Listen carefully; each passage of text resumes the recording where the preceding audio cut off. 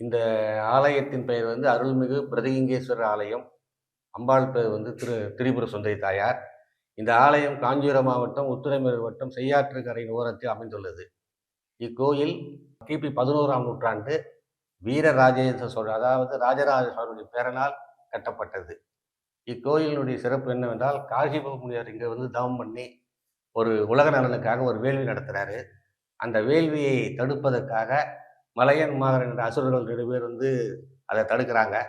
அதுக்காக அந்த காசிப முனிவர் என்ன பண்ணுறாருன்னா, இங்கிருந்து ஒரு 10 கிலோமீட்டர் தொலைவில், 10 கிலோமீட்டர், ஒரு 6 கிலோமீட்டர் தொலைவில் கடம்பநாதர் கோயில் ஒரு ஆலயம் இருக்குது. அங்கே வந்து அந்த இறைவனை வேண்டி இந்த மாதிரி தடுக்கிறாங்க, அதை வந்து எனக்கு பூர்த்தி பண்ணி கொடுங்கன்னு அவர் வேண்டுறாரு. அப்போ அவர் அவருடைய இளைய முருகன் பெருமானை அனுப்பி அந்த அசுரர்களை வீழ்த்தி அவர் யாகத்தை பூர்த்தி பண்ணி கொடுன்னு அனுப்புகிறாரு. அப்போ அந்த மலையன் மாகரன் என்ற அசுரர்கள் செய்யாற்றில் முருகன் சூரசம்ஹாரம் பண்ணும்பொழுது, இந்த மலையன் என்ற அசுரனுடைய தலை விழுந்த இடம் மலையாங்குளம் ஆயிற்று. மாகரன் என்ற ஒரு அசுரனுடைய தலை விழுந்த இடம் மாகரன் என்ற கிராமமாய்ப்பும் இருக்கு. இது இடையிலே இருவரும் வீழ்த்திய பிறகு அந்த வேலுடைய நுனி வந்து இளையனார் வேலூர் விழுந்தது. அது இளையனார் வேலூர் என்று ஊர் பேர் வந்தது.